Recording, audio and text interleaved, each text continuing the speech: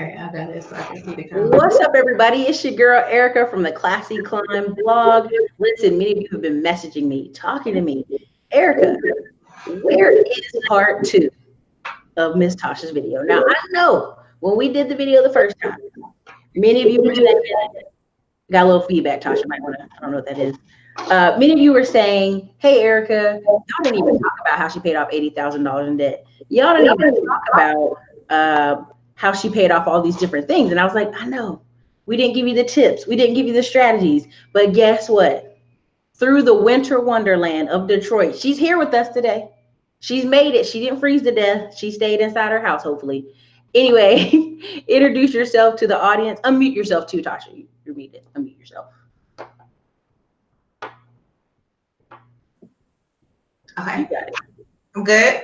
Mm-hmm. All right, hey everybody, my name is Tasha Danielle and I'm from Metro Detroit.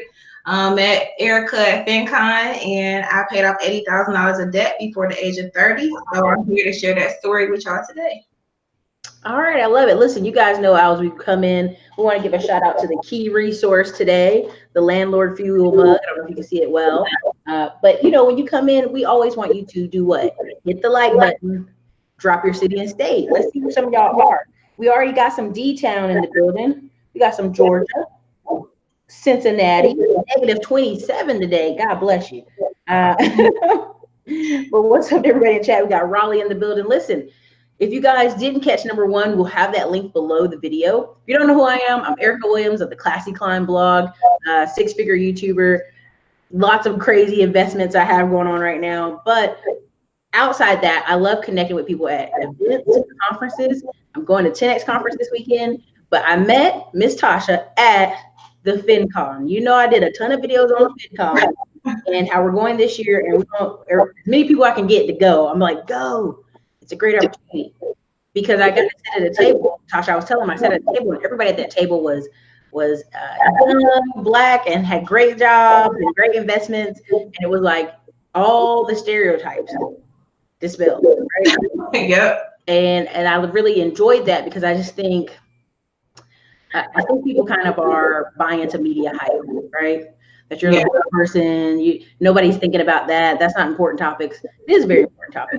And there's lots of people just like me who are interested in financial blogging and financial topics. You know, I agree. We definitely at FinCon was a ton of us there. It was my first FinCon. So met you at, we was eating lunch. I'm like, let me come over here. The introverts was like, let me start making these connections. So yeah, FinCon was definitely a good experience in last year. Okay, this year FinCon gonna be in DC, so you know they gonna act like they don't have no sense. Look, I'm ready. I already got my stuff. I'm ready for FinCon 2018. I got my hotel across the street because I don't want to be in the same building if y'all gonna be acting. I'm gonna be able to walk across the street, and when I'm done with the foolishness, go back across the street. Right. So, all right. So Tasha, we had you on before. You're investing in Detroit. You're teaching children. You're educating because a lot of times parents just don't know sometimes, or they don't know how to explain it to them. But we got to get the backstory. The backstory is you paid off $80,000 in debt, and a bunch of that student loan debt. So, kind of walk us through your story and let us know. Okay, so I decided to go to one of the most expensive schools in Michigan. I went to a private college, graduated at 21 with $53,000 in student loan debt. Then I'm a CPA, so I had to take continuing classes to sit for my exams. So got more student loan debt, and then bought a used car. And then I ended an engagement and kind of had some credit card debt from that. So when it was all said and done, like 26, I had $80,000, little over $80,000 a debt. So wait a minute. You just ran through that, but you know, let's slow that down. All right, let's run it back. So yeah, so the debt from college, like $53,000. So I knew at 18 that I was gonna have that much debt. So in college, I was like, okay, let me find a career that's gonna pay me at least 50 when I graduate, trying to get at 6 figures before the age of 30. So I was all about looking at the career income, payout. So I knew I was graduating with that much debt. I had to take more classes, pretty much equivalent to get my master's in accounting, to sit for the CPA exam. So that was like probably close to another 10,000. I had a used car. I didn't buy it, bought out. I had like I bought a 3-year-old used car.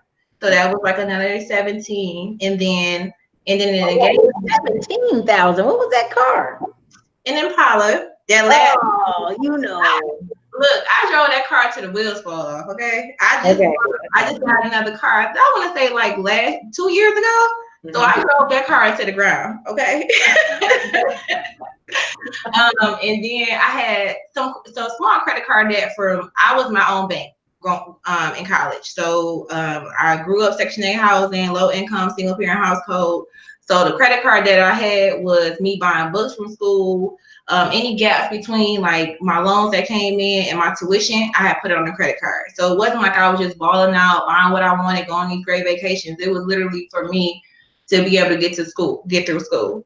So then I was engaged at the time when I graduated college. I got engaged. That engagement ended. And so at that time I had all this debt and I was like, okay, gotta find an apartment, get furniture. And so when it was all said and done, I had all that debt. Okay. So, y'all hear that? She free, y'all. Watch out now. She said, and she free. No. I just, dude, that's how they be doing me when I go hang out with them. I'll be like, chill.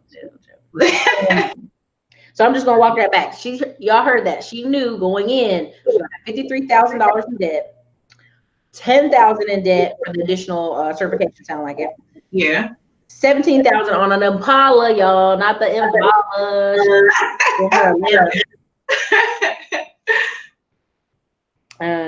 Also, and then you basically came out of a single parent home, so there wasn't really assistance there for the in between debts.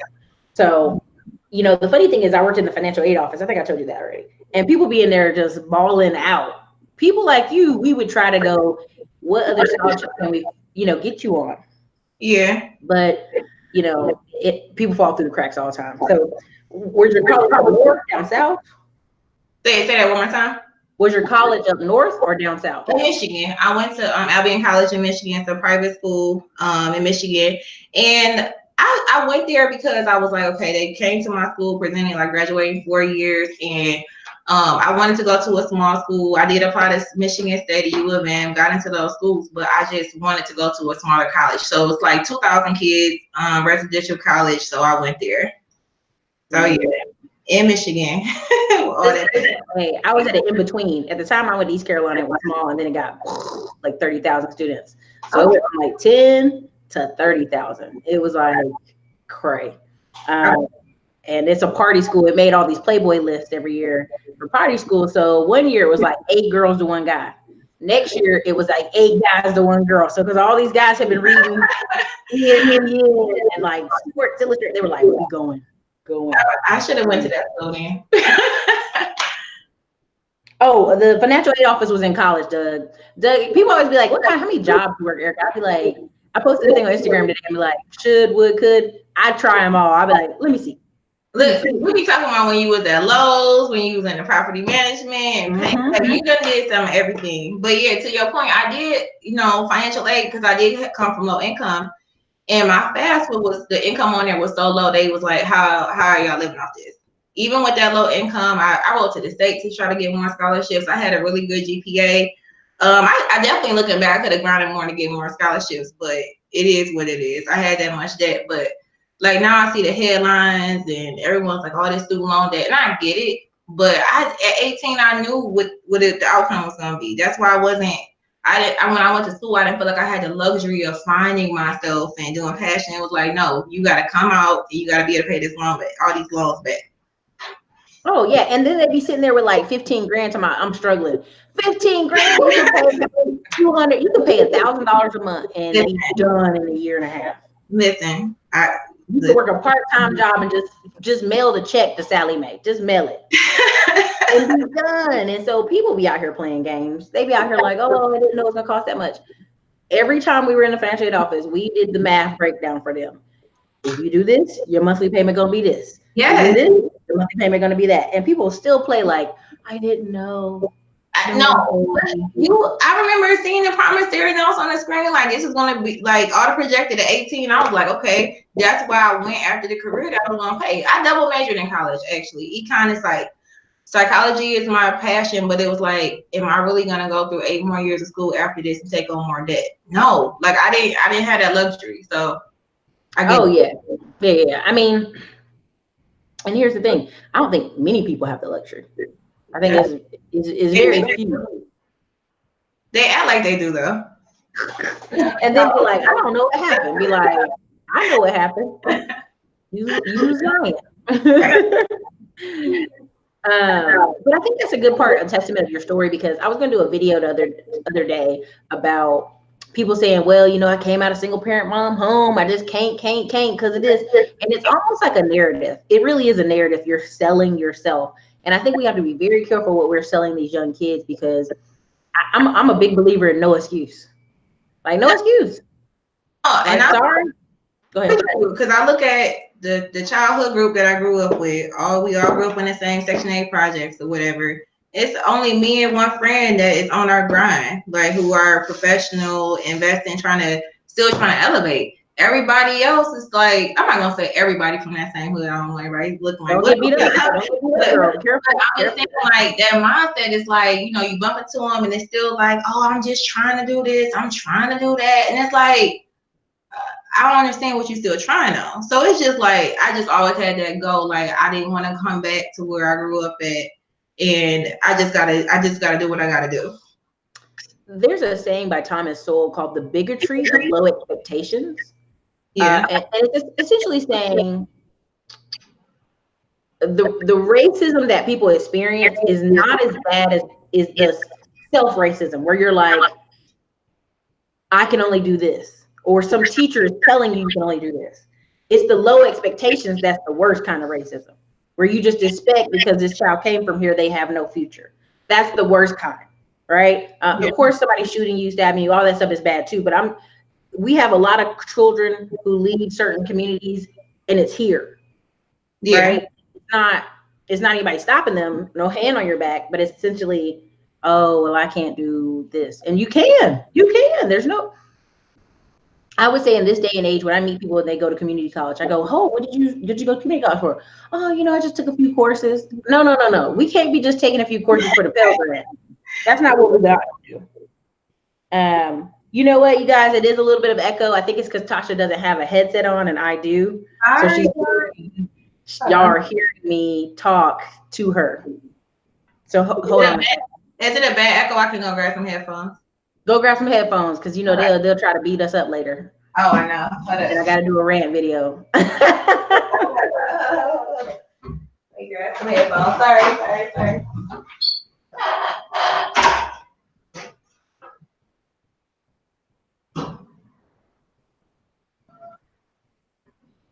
You know, Charlotte, you know, two people gonna complain and then they're gonna be like, Erica, we heard echo the whole time. So, but yeah, you guys, just to rewind for those of you who are just coming in, 82 of y'all here. Hit the like button.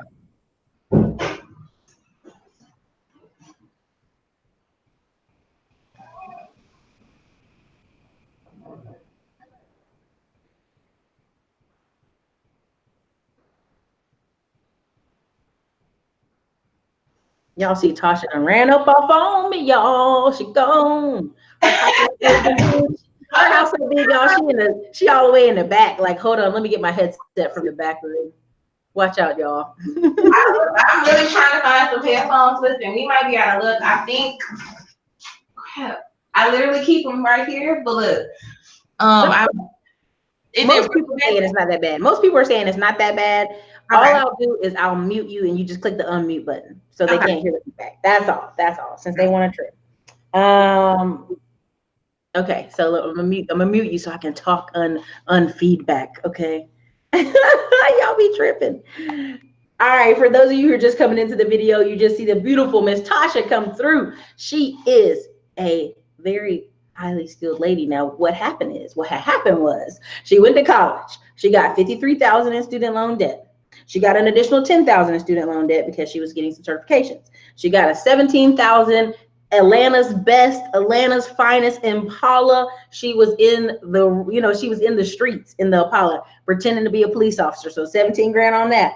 She came from a Section 8, a single family home, and yet is balling out of control. She has multiple rentals. She goes and teaches financial education to the community. What we were saying before we took a little break here in the session is that I was mentioning the bigotry of low expectations.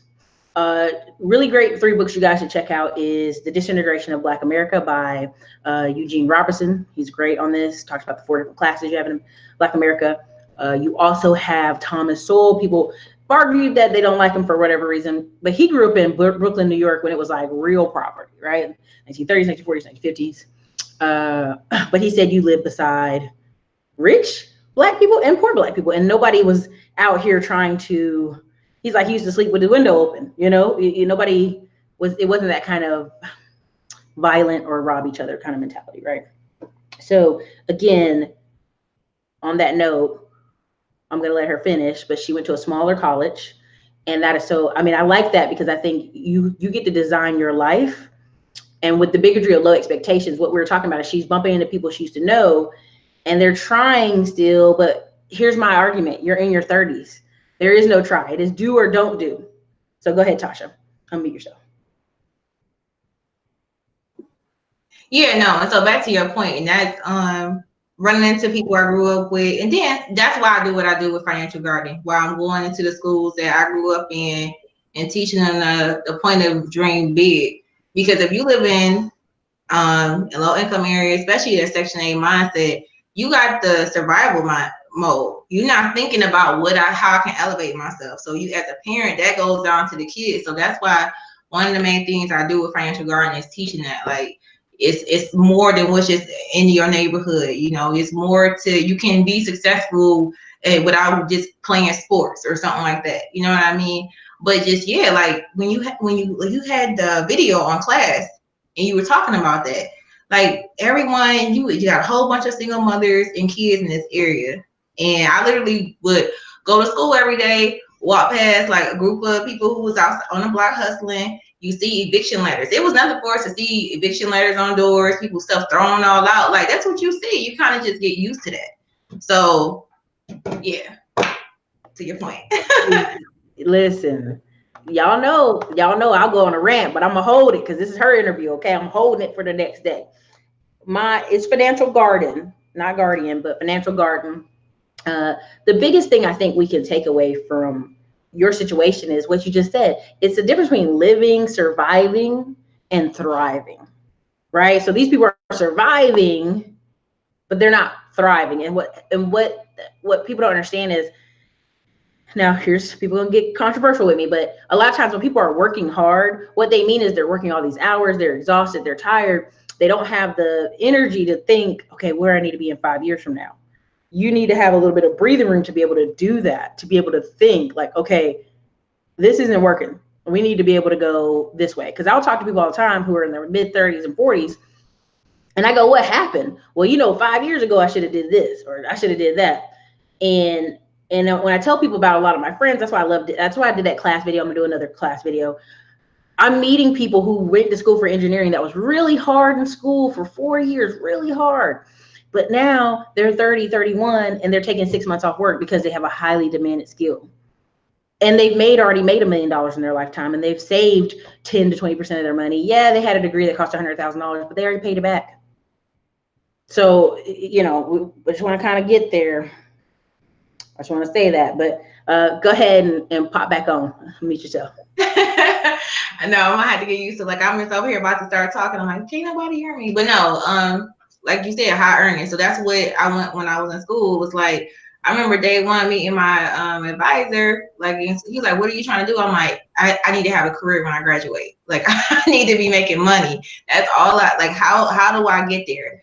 So yeah, engineers, accounting, like whatever high paying career, like it was just like tunnel vision. Let me just get through this, because like I said, I knew I was gonna graduate with 50,000, but if I had this high paying career, I'll be able to pay that back in no time and then be able to invest.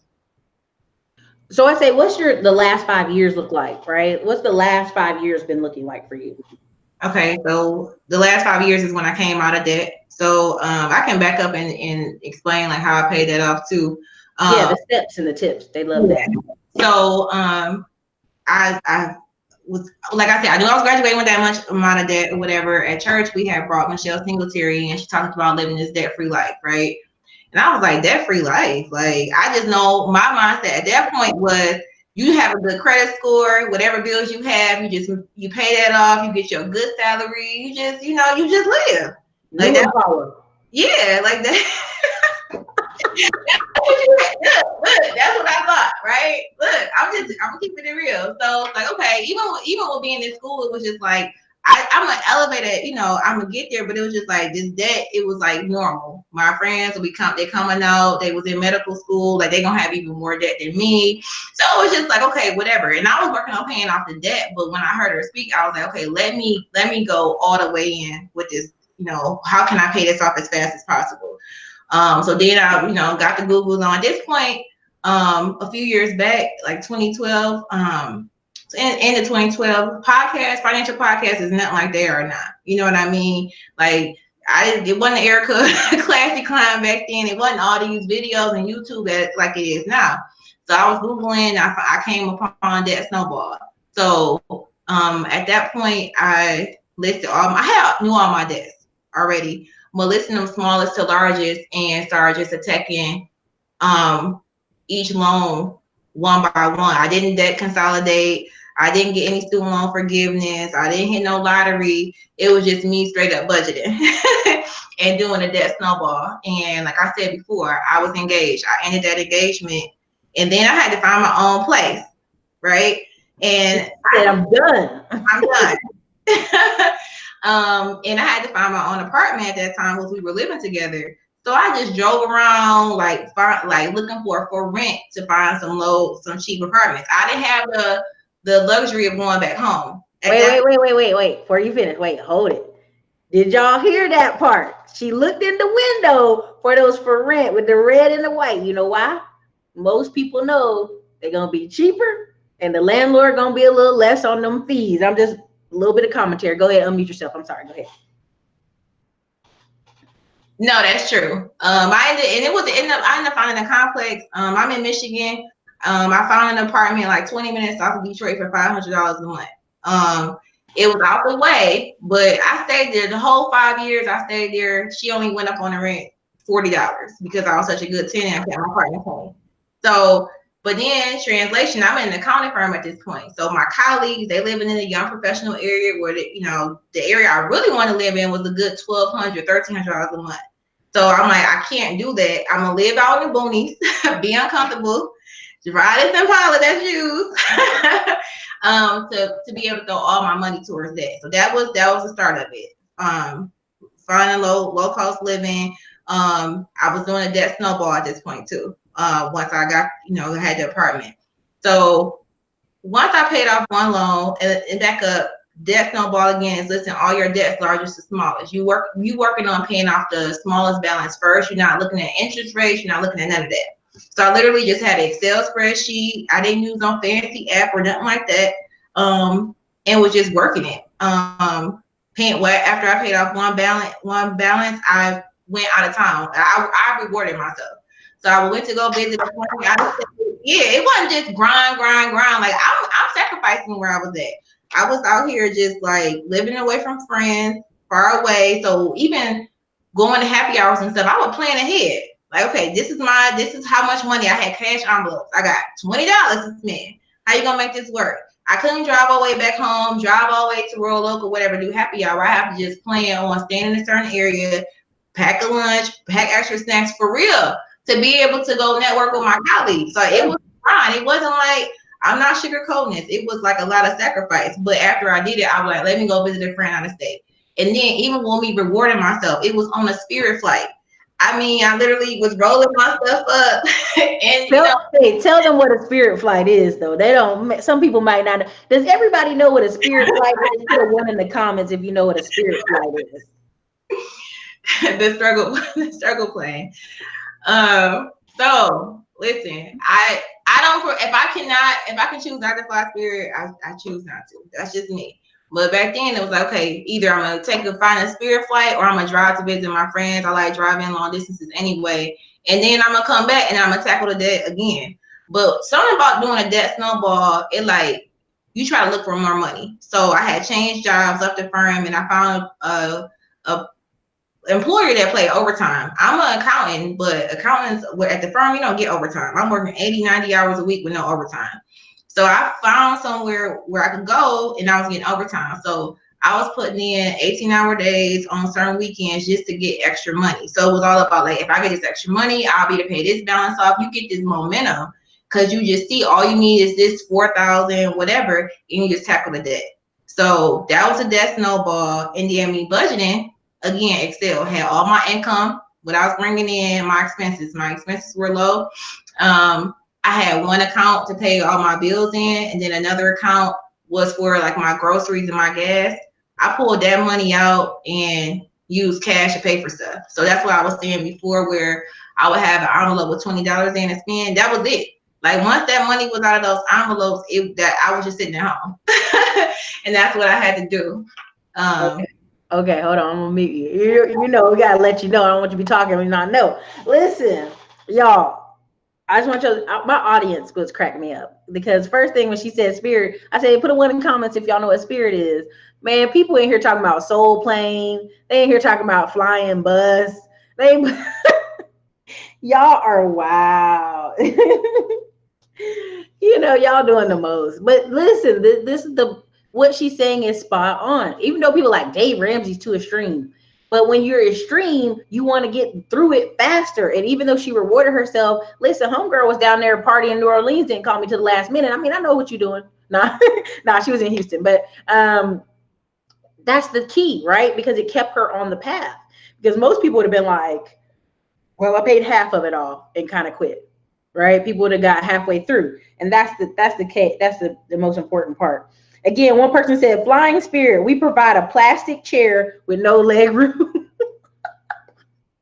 Y'all are wow. Okay, listen. So again, what I'm gonna title the blog when I put the blog together is Dave Ramsey's old school method still works. But also, you said 18-hour days. Unmute yourself. Clarify on that. Yeah, so I mean, I was working 18-hour days in the accounting firm with no overtime. That was like easy. So yeah, 80, 90 hours a week. So I started my career making $50,000 a year. You know, I'm single with no kids, so I was getting my taxes were just 50,000 gross, definitely not the net. Okay, I was working 80-hour work weeks then. So when I left the firm, my standard schedule was 40 hours, but there were some opportunities for me to get overtime on the weekends, and so I did it.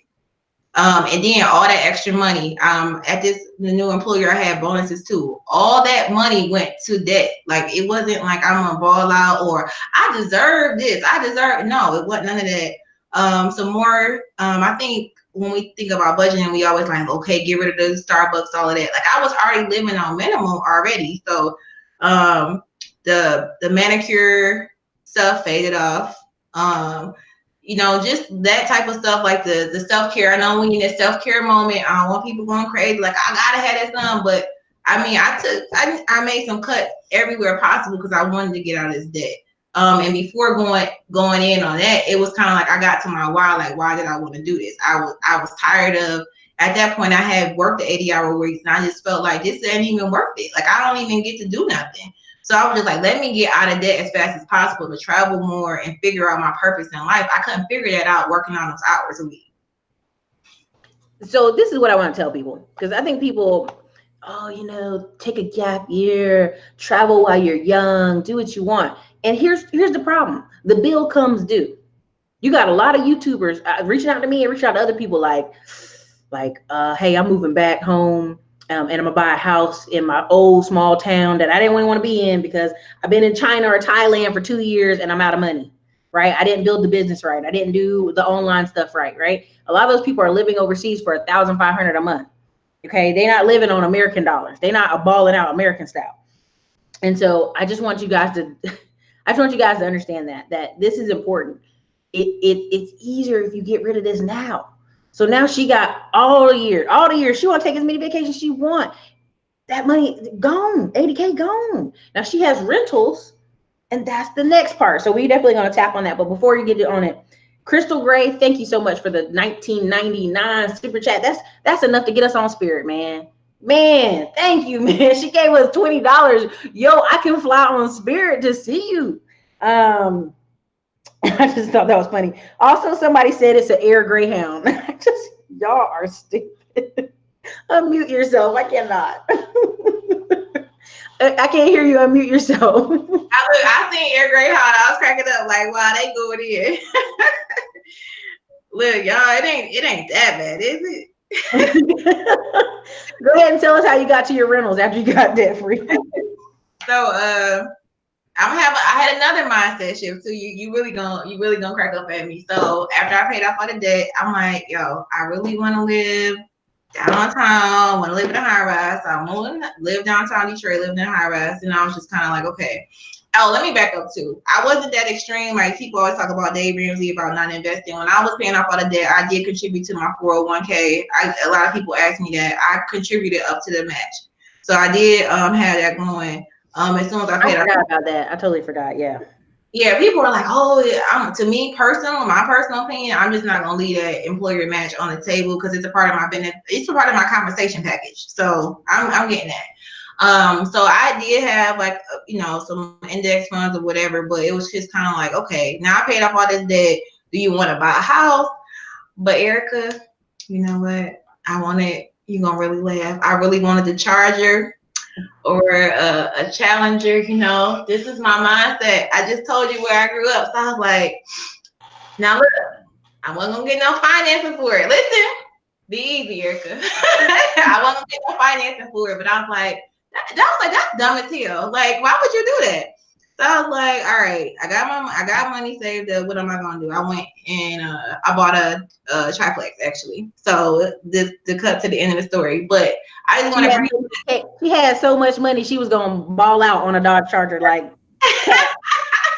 But let me tell you, I really wanted this sports car. So even with me doing all that stuff and took the trips or whatever, it was like, dang, I always wanted this car. But I'm like, dang, that's stupid because like you don't own anything. You paid off all this debt, so now what?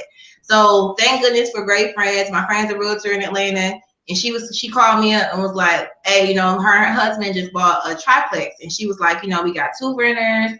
Like you need to listen to this podcast about creating passive income and. We bought this triplex, we live in the lower level, we rent out the other 2, we get money, and our mortgage is paid. I'm like, no, that ain't for me, because you got your husband, I don't know nothing about a house. I will back up too. I never lived in a house either growing up. I lived in Section 8 apartments. So that's the other thing too. So it's like, I understand all these different mindsets of how I grew up and then trying to come out of that. So I'm like, I don't know nothing about living in a house. I don't, blah, blah, blah. I had all these excuses. She was like, girl, listen, just look at houses, just get out of that. You all hear excuses. So I wasn't comfortable with doing the duplex or multifamily idea at first. I was more comfortable with a single family home. I still want to live in my high rise downtown. And so after looking at a couple single families, I started looking at multifamilies near me, and I just did the math, and I was like, it would be stupid for me not to do it. Let me be uncomfortable again. I was like, let me go the FHA route. If I do the FHA route, I can stay in one side, rent out the other side, whatever I find. I could keep more cash in my pocket because I had started getting pumped listening to these real estate podcasts. And I'm like, I'll have more money to use for another down payment on another house and kind of like rinse, repeat, whatever. I didn't really know what I was going to do, but I knew that I wanted to keep as much cash on hand as possible. So I'm like, let me get an FHA. Only got to put, can't remember, 3.5% down or whatever for the house. So I ended up looking Detroit, Metro Detroit area, like bought the house I'm in now. It's about 10, 15 minutes south of Detroit. With an FHA loan, 2 finished units, and a 3rd unit that could be finished off the rent off. And I'm not paying no mortgage. My tenant covers that. But it was a slow process for me to change my mindset. So not really. For me talking about getting a house, it was July. I closed and moved in on the house and closed on the house in September, moved in December 1st, and had a tenant in April. So, and then Wait, with say it again. Rewind. July. July, she hit me up with the idea of, listen to these podcasts, get into real estate. I started looking at homes in like August time frame. Found my house, closed on it, everything. Actually, in October, my bad. And then moved in. Had some renovations that needed to get done. Moved in December 1st. It lined up perfectly with my lease ending in my apartment. Moved in December 1st.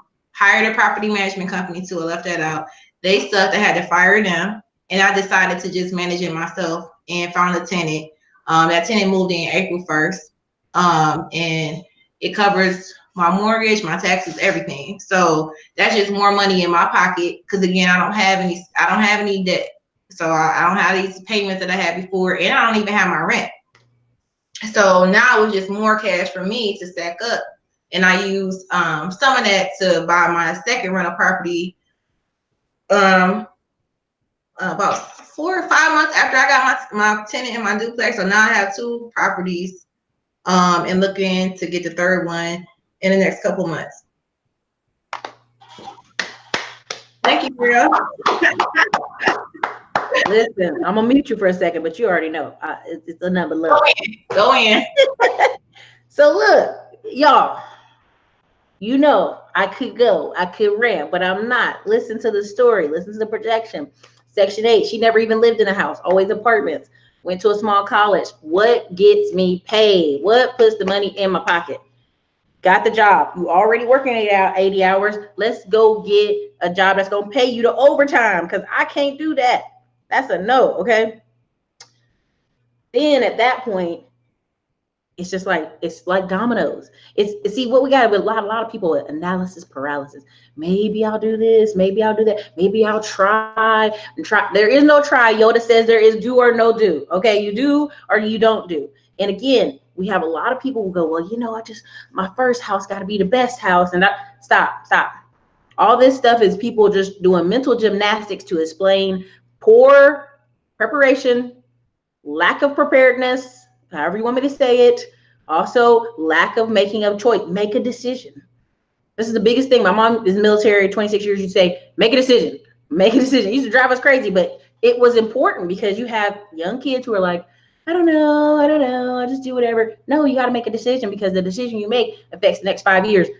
Look at the time frame. She thought about it July, looked at houses, September, boom, October close, December move in, April new tenant, then 4 to 5 months later, second property. Again, she knows people who are still trying to do something. This is years. This is just continuous. You're going to have to sacrifice something. You're going to sacrifice something. And people in the comments, come out. You go, girl. What's up? Yes, sister. Inspiring. Listen, Ben the bartender gave you the hands. He gave you the white and black hands. Okay, listen, this is, if nothing else, I'm going to name Tasha's blog Stop Dying by Analysis Paralysis. I'm going to name it something. Either do or don't do. Go ahead. Financialgarden.net is my blog. Website, my website where I teach youth financial literacy in Metro Detroit areas, and there's a blog on there. Also, I wrote a kids book, so click on that link and make that purchase, please. But backing up, somebody in the comments said how long it take me to pay it off. Once I started the snowball method, it took me 3.5 years to pay it all off. And then so 3 years. Yeah, 3.5, like right under 3.5 actually. So yeah, I seen that comment in there. So, but I also want to say, like, Erica, you put out a ton of good content. People you bring on is always talking about how to get more money. If you listen to these videos and apply take a course that you got, you do this debt. If you got a lot of debt, use debt snowball method. It's all these ideas that you give us on how to get extra income. I went on and found it through an employer, because then, this was a few years back, I started my business during this time too. But teaching financial literacy in schools, but it wasn't like buku money where I was just out here just slamming my debt with it. It really came from me just grinding and doing the overtime. But my point is, if you hearing all these ideas on how to get money and you sitting here thinking about it, you just wasting time. My friend Like, was just like, what are you thinking about? Like, she would just ride me on on the phone, like, listen, what are you thinking about, Angela? To the point where I was like, okay, I'm just gonna look on the home. So if you don't have people in your circle like that, keep watching these videos. Y'all all in the comments, look for local events. You always plug in Chamber of Commerce, Eventbrite. You're gonna have to go to these places to get people that's gonna get you to the next level. She just dropped the mic. She went. I dropped it. I'm eating myself. So you guys, she took my my closing. Nah, nah, I'm messing. Listen, I have, and so many people will respond in every video. I need more information. I need more information. Nah, it's on you. You don't need any more information. 9 times out of 10, you've watched 100 YouTube videos, and you need to close the computer, be ruthless with your time, and go out and go to work. Now, many people, what, Eric, you trying to tell us to get another job? I didn't say that. She found hers through her job. Now, when people say, Eric, I need guaranteed money. Okay, number one thing I'm gonna tell you, you need to ask for a raise at your job, or you need to get a higher paying job. That's number one. Number two is when you start talking about side hustles. See, a lot of people think side hustles are to alleviate all their problems. No. Side hustles, honestly, if you want to be honest, it's for the guy or girl who's a school teacher, or they're in a particular career that's not going to pay much more. And the side hustle helps them do what? Short term, pay some debt off, get some more traction. It's a momentum thing. The debt snowball works because it's a momentum thing. You start seeing it go down. Did you have anything drawn on your wall to like show yourself paying stuff off? No, I didn't. I did vision board parties at the top of every year to kind of like keep me motivated, like to see every day. I did have a list of goals that I was working through, but it was nothing like I had a visual every day or whatever of where I was going to. It was just like tunnel vision, like get out of this debt so you can start doing more, have options to do more things. It's pretty much really what it was all during that time. Yeah, I mean, 3 years. Listen, 3 years to have your life. 3 years to turn around and have 3 rentals. Come on, y'all. And then I was gonna also say too, now I'm thinking about doing trucking. Like not thinking about, I'm actually just looking more into it between. I'm trying to decide. I'm gonna get into trucking. It's more of about, am I gonna get my next rental property before then, or do the trucking thing first? Because I do have 2 rentals already, and I do have a full-time job, and I still have my business where I'm teaching in Detroit area schools. So it's all about that balance. But my thing is, I already have so much I'm gonna work towards though. But I'm saying it's still like my point is like you still growing. So it's like I know it's people on here that's probably watched so many of your videos, just like I'm thinking, like just do it. Like don't talk to people about what you're thinking about doing either. Just go ahead and do it. Like when I was going through and buy my house, I didn't tell nobody. I just talked to my friend who was a realtor and told my mama when I was closing. People like, you bought a house? But why? How? Look. Exactly. They were coming with the negative. You gotta not tell them nothing. I didn't say nothing. Girl, people done told me I shouldn't be buying these trucks. And we put over the second truck. People are like, oh, you growing too fast. How? And so you gotta be ruthless, y'all. Y'all gotta be ruthless with your time. And here's what happens. This is what happens. And people don't want to be honest, but I'm gonna let you. Whenever sometime I be stressing my business, I'd kind of lightly vent to my mom and people that I knew. But that's when see, they not in that world. So their first thing is like, don't do it. Stop doing it. Because just come back and be here with us. Come back to North Carolina, Eric, and eat seafood every weekend and marry some country boy. Come on back to North Carolina, right? And it's like, no. Yeah. You know what? I get that all the time too. Like when I be being like, because it's even with the real estate, you know what I mean? It's been some like, oh my God, why am I doing this? Dealing with contractors. Like I said, I work full time and I still have contracts with different schools to teach financial literacy. So I have to make sure I hit those and trying to work real estate. And I'm like, like you said, I'll be venting to my mama or whoever, and they're like, maybe, you want to slow down. Well, I'm gonna never say slow down, but a couple of my family members like, well, you know what I'm saying? Like you just travel so much and work so hard. Like when you gonna get married? When you gonna have some kids? I'm like, all right, thank you for that refresher. Get off my phone, and I'm gonna continue doing what I'm doing.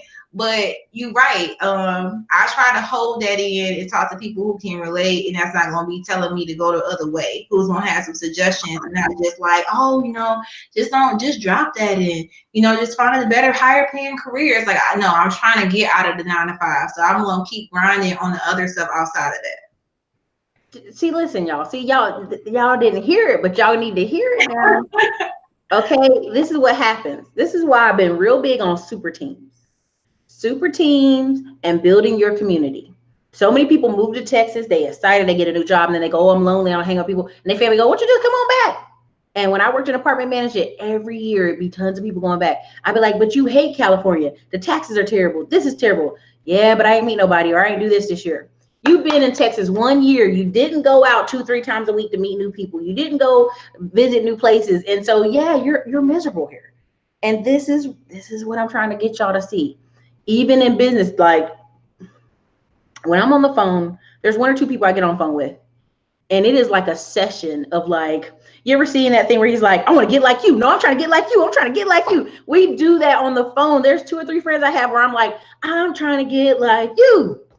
I'm trying to get like you, baby. And we just do that on the phone, but it's not, but that's the beauty of it. You can create, and I'm gonna be careful here, but sometimes when you're poor, this is who you got to hang out with, because y'all in the same location, same space, and this is who you have to, lean on. And it may not be the perfect choice. It may not be a good choice. It may be toxic. As Black people like to say on Twitter, problematic. It may be problematic, right? They love toxic and problematic. I don't know why Black people love that on Twitter. I can't with you right now. I'm just saying they do. They love that, right? So you have to, at those certain levels, sometimes you get stuck with people you wouldn't really naturally be stuck with. But as you start making money and changing your environment, you should at least 2 to 3 times a week. Like if you listen to what she said in her story, she wanted to go downtown and be where the what? Other accountants were, other business professionals were, where the other people were having the happy hours. That's important. And I tell y'all all the time on the meetup.com, see, people sometimes quit trying to make more money because then they get lonely or there's nobody on their level to do what? Go higher with. It's important, y'all. She dropping gems. Go ahead. I want to say jump in too, because I want to say I am an introvert, because I know people, I don't know why everybody introvert, but I've been shy all my life, but you just got to go for it. And when I was paying off the debt, I had 2 of my main friends I was with all the time who were professional in their careers was like, it's stupid. Why are you gonna pay off all your debt? Like, if you just take that money, listen to it. Take that money, put it in the stock market or invest it, and then you get a higher return, and then use that to pay off the debt. I'm like, I know that sounds great in theory, but let me know how that worked for you. And so when I'm out here, because it was like, why are you doing all this? Because I'm like, no, I can't do that. I ain't got gas. It's not in my budget. Like, how you know you got the money? Yeah, I have the money, but it's going on my debt. So we drifted. We cool. Now we back, a little bit better than when we were. And it's like, okay, can you help me get out of debt? No, what happened to what y'all was saying on years ago? I mean, so it's just funny now, but I'm just saying, my circle shifted when I was paying off my debt. You'll be surprised how people that you hang with or people in your family think it's dumb when you're trying to elevate. Like, and it's just out of fear of you may not rock with them like how you used to, because you're gonna be on a different level. And then the introvert part too is like, people are, I don't want to go to that. I think you said on one video, my goal is I'm gonna connect with 3 people, and if I'm tired, I'm gone. Like, I have to just force myself, like, okay, this is awkward, but I'm just gonna say, hey, what I do, whatever, and keep it moving. Like, I hate doing that. But if I didn't do that at FinCon, we wouldn't have been talking. Like, you was talking to everybody, but I'm like, okay, let me just talk to her a little bit more and a few other people. But you just gotta be uncomfortable for a minute, because it's gonna pay off. So I hate hearing that excuse about like, oh, I don't know what to say to people, and I don't want to go. I go to stuff by myself all the time. I just gotta get over it. Like, if I don't, I'm not going to grow. Period. Exactly. And I got that whole conversation where I was watching an introvert talk about how she does conferences. So she had this video, it had like 1 million views. I was like, dang, is it that bad? But you know what I mean? It's, again, introvert is a person who recharges alone. An extrovert is somebody who, energizes around people. So everybody's laughing about, I know some actual introverts going to Grant Cardone 10X. They're like, and I'm all like, yes. The people, the energy. And this is also why it's very hard for extroverts to be small business owners and work alone. It's very hard for us. We have to go out and be around people. Now, not that I'm ignoring a question I saw, but I just want to put it this to you guys. I don't do all these wow schemes. Now, what do I mean wow schemes? Some of y'all are doing everything in your power, like mental gymnastics, to do everything. But guess what? Here's the amount, pay it off. Here's the amount, pay it smallest to largest. The reason Dave Ramsey's system works is because it works. Everybody's trying to do these mental gymnastics and throw money here and throw money there. Like, I'm going to do this new technique. I'm going to do this other thing. Like, stop. The number one thing you need to do is make more money. Number two thing you need to do, figure out which debt, bad debt, if you want to do the quotations, you need to pay off in which order. So that's what I'm gonna say on that, because I keep getting this question in my comments section, and I can tell you, you know what it is? It's a wow ass scheme question. It's like, what can I do in some kind of flip flop magical way to pay something off? No, honey, just make more money, pay it off. Go ahead. Yeah, no, people hate that too, because I do speaking and stuff with parents locally or whatever, and they like, what like they wait for me to just do this whole like magic. I'm like, I made more money and I reduced my cost, and I explain the death snowball method. I go into more detail, and they kind of like, I can't do that. Like I don't. You cut this, you did that, you that's just doing. And then I get the whole that's just doing too much. All right. I mean, you asked me how I did it. They want a magic bullet. They want a magic bullet. That's the problem. No, you got to put in the work. Period. See, there's a video I posted on Instagram where it's like, don't let your 35-year-old self make your 50-year-old self be in trouble. Okay, listen, some of y'all out here playing, I feel good. I look young. Black don't crack. I don't care. Okay, let me tell you something. When you 50, your back is 50 whether you black or not, okay? Black people love hitting me with the black don't crack. Baby, when you're 50, you're 50. Your kneecaps are 50. Your back is 50. Your ankles are 50. Stop this mess. Stop it. Now, we got a super chat. I'm going to read it, okay? Okay. Christian Alexander. Thank you so much for the game tonight, ladies. I needed this one. I'm going home to reevaluate my goals and execute on them. Hey, that's what I want to hear. Yes, I'm with you. Listen. Exactly.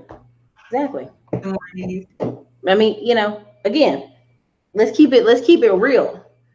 Easiest way to get free is to pay it off and be free. Like sometimes I'll be working with credit repair clients and it'll be something that's like $50 and we disputing it. We going back and forth for months. I'm like, baby, let's just offer them $25 for the pay for deletion, pay for deletion, and people sometimes go, no, I refuse to ever. And I'm like, listen, you're going to let $25 stop you from living your life?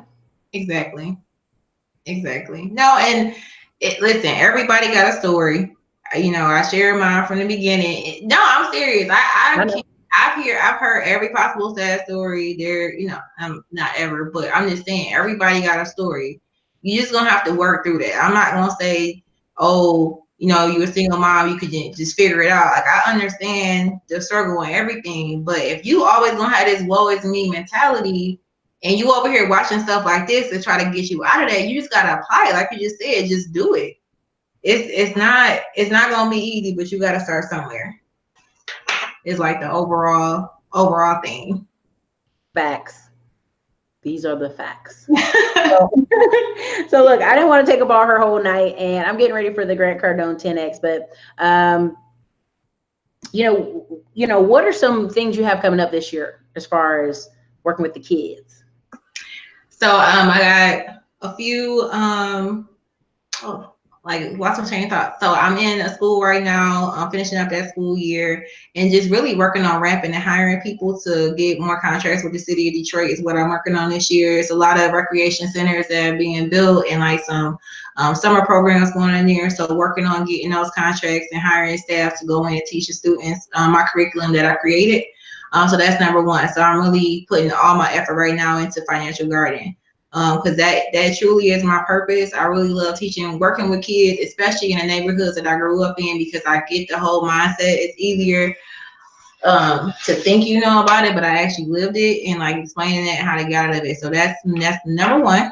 And just working on getting another rental property outside of Financial Garden, and starting trucking this year. And then, yeah, those three things are key. So so you have one kid's book. How many kids' book are you gonna do? One, I had one this year. I wrote it a couple years ago, so that's on my site. It's about a little girl starting her business. So when I'm going to these schools, it's like, okay, how can you get money now? Even my first graders, like, what business could you start right now? So a couple of my schools that I've been in, we done lemonade stand just so they can actually see, like, you can actually get money. Just that concept sometimes is so foreign. So it's about a little girl starting her business, but I break down in the book the importance of profit. It's not just about getting money for selling it, but are you making a return of what what you put in to buy the product or whatever it is. And that, honestly, I have adults in my class and I'm reading this book and breaking it down when we going through whatever business we gonna do. We do like a real business with the kids. Someone adults in there be like, oh, like they literally mind blown. Like, I gotta make sure I recoup my costs. Yeah, it's not just about, you gotta look back at that. You can't just worry about all the money coming in. You gotta see that all the money you put in, did you get that back? So that book is breaking it down, like profit, reaching the goal. So it's just walking through all the steps of having a business. So it's age appropriate for first graders and up. All right, you guys, I'm gonna have to get her book for sure. I mean, it's bracelets. So go to financialgarden.net. I'm plugging. So somebody in the comments said they paid off $50,000 in 18 months. Now the reason, Miss Solo. Okay. Oh, screenshot that for sure. Screenshot that because we'll share that on Instagram. Now here's my thing about this. When we look back at Dave Ramsey's, the average person got debt free like 18 months was the number. And I think it's because people got focused, but also people don't want to do that too long. They're like, ooh, how much longer do I got? We got to get rid of this debt. This is too much. So I think that's part of it. So yeah. Okay. But tell us one thing you're grateful for this year or the past year or 2008 or 2019. My health. Like, honestly, just my health, because lost a couple close family friends through deteriorating health, and I'm just I'm glad that I'm able to get up and travel and not have no health ailment. So honestly, I'm really thankful for my health. Seriously. If y'all watch this channel, y'all follow this channel, y'all been seeing my face get fatter and slower and fatter and smaller. I had like a major surgery when I first started this channel. My appendix almost burst. That was crazy. And then I had a surgery a year or so ago, fibroid related. So I'm telling you, like, the diet changed. I got a chef. I got a personal trainer. Like, I really got serious. And so health is no joke. You can have all the money in the world, but you ain't got your health. Well, yeah. I don't understand. And I had a couple surgeries a couple years back, so I really appreciate being back. When you don't got your core muscles to sit up, you like, Jesus, help us. Yeah. You're too young for this. But yeah, somebody in the comment section about go vegan. Listen, I try to do meatless Mondays. I'd be like, the struggle. I'm in Texas where it's like barbecue dripping off the walls up in here, and you're like, y'all, can I just get a salad? No, I'm actually like, would you like a salad with brisket on it? No, I just want a salad. Would you like a salad with salmon on it? I just want a damn salad. They try to put me on everything here. It's crazy.